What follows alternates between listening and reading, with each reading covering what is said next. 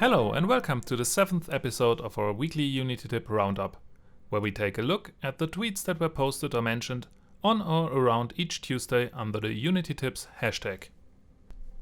Again, we are coming to you with a bag of new tips covering multiple topics to help you to learn working with Unity or improve your project or game.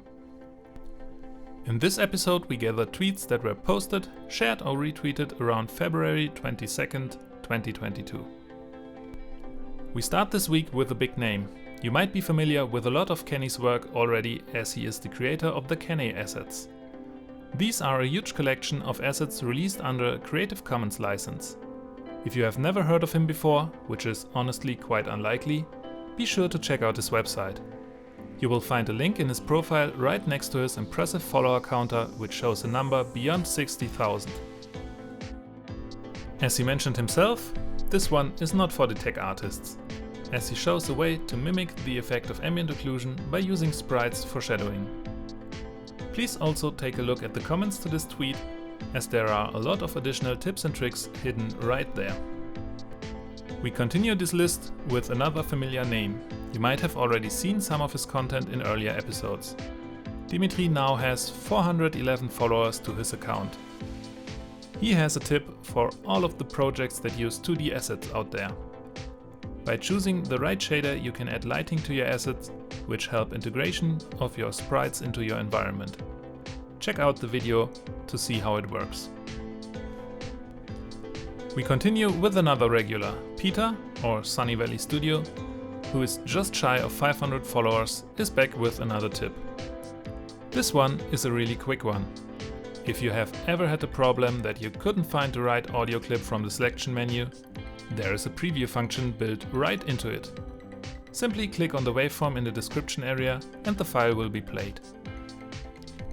Ashak is quite a newcomer with his 22 followers, but maybe we can change that number? His tip is a bit more specialized. The problem he describes might not have been occurred to all of the developers out there, but if you encounter it, he has the solution. If you get the error message, which tells you something about the C# compiler version, simply re-import the script from the right-click menu. When the re-import is done, the error message should disappear.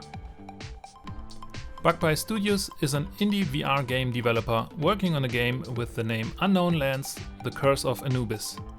He has 10 followers right now. Head on over there and add one to the count. The tip he has is to have a human model in your scene as a size reference when building your environments.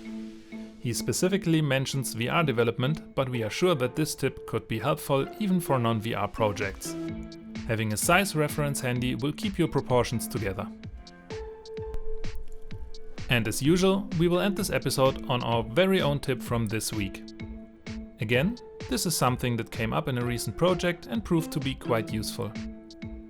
In addition to the usual documentation features, it might be a good idea to take a look at the HelpURL Attribute. This can directly link your mono behavior to a documentation page or something like a bug report or ticket. The URL given will be called when you click on the little question mark in the inspector right at the top right of the component. Check out the animation for an example. This concludes our list, and as always, we hope that we might have triggered a few eureka moments among our viewers. But we want to make clear that the credit for these goes to the authors of the Unity tips. Please take a moment and check out their profiles, and leave them a few likes if you find more interesting tips. Following them is always a good idea too. If, after checking out the creators, you feel like you need more Unity tips, check out the other episodes or a few of the tutorial videos on our channel. If you like that type of content, you might consider subscribing to our channel. If you do not want to miss new releases, please click on the bell icon.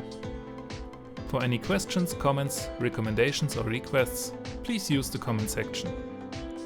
Thank you for your time and see you next week.